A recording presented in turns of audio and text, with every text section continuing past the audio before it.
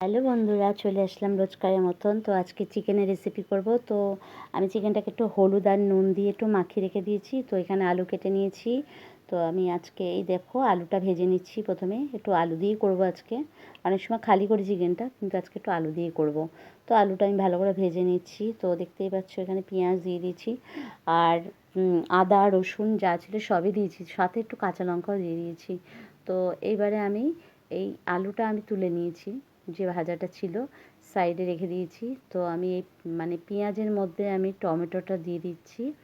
তো আমি অন্যদিন টমেটো পিউরিটা দিই, কিন্তু যেহেতু আজকে আমি টমেটোটাই দিচ্ছি।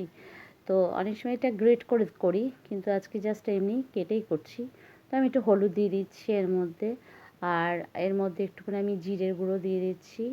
তো তারপরে আমি একটুখানি ধনের গুঁড়োটাও দেব। তো ধনে গুঁড়ো দিয়ে দিচ্ছি, দেখতেই পাচ্ছ। তো আমি তারপরে একটু লঙ্কার গুঁড়ো দেবো। তো এর মধ্যে তার আগে আমি একটুখানি জাস্ট চিকেন মশলাটা একটু দিয়ে দিলাম।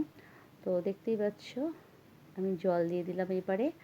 তো একটুখানি জাস্ট তেলটা একটু ছেড়ে দিলে, একটুখানি ভালো করে একটু কষিয়ে নিচ্ছি। তো আমার দেখতেই পাচ্ছ তেলটা ছাড়া গেছে। তা আমি আরেকটু লঙ্কা দিয়ে দিচ্ছি। তো লঙ্কা একবার দিয়েছিলাম, আমি সেটা স্কিপ করেছি তোমাদেরকে। তো আমি একটু আসলে এটা আমি একটু কালারটা হওয়ার জন্যই আমি একটুখানি লঙ্কাটা দিচ্ছি, কাঁচা লঙ্কা দিই। তো জাস্ট একটু কালারটা ভালো হওয়ার জন্য পরে আবার দিলাম। তো নুন দিয়ে দিলাম আমি।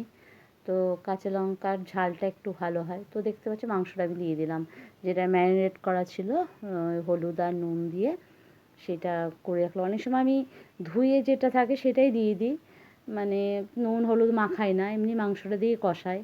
কিন্তু আজকে একটুখানি হলুদ আর নুন দিয়ে মাখিয়ে রেখে দিয়েছিলাম। একটু ম্যারিনেট করে রাখলে ভালো। অনেক সময় আমি রসুন দিয়েও ম্যারিনেট করি, আদা রসুন দিয়ে। তো এখানে বৃষ্টিও হচ্ছে, দেখতেই পাচ্ছ।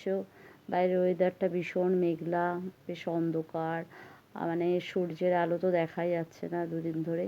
তা যাই হোক, আমার মাংসটা দেখতেই পাচ্ছ কষানো হয়ে যাচ্ছে, তার তেলটা আস্তে আস্তে ছেড়ে আসছে। তা আমার হয়ে আসলো, আর একটু এবার আরেকটু কষিয়ে নিচ্ছি আমি। একটু ভালোভাবে কষানো হলে মাংসটা খেতে ভালো হবে। তো কষানোর উপরে নির্ভর করে রান্নার স্বাদ। তো আমি আলুটা দিয়ে দিলাম।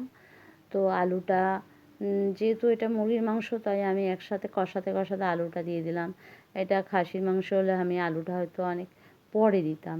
যেহেতু এটা মুরগির মাংস, তো আমি একসাথে দুটো কষিয়ে নিচ্ছি। তো দেখতেই পাচ্ছ আমার কষানোটা প্রায় হয়ে গেছে। আমি জল ঢেলে দিলাম। ব্যাস, জল ঢালা হয়ে যাওয়ার পর আর বেশিক্ষণ তো টাইম লাগবে না, যেহেতু কষাতে গিয়ে আমার অনেকটাই হয়ে গেছে। তো ফাইনালি আমি জল ঢেলে দিলাম। এবারে দেখতেই পাবে লুকটা আমার। তো আমার হয়ে গেল, এবারে দেখো কমপ্লিট। তো আমার হয়ে গেছে চিকেন রেসিপি।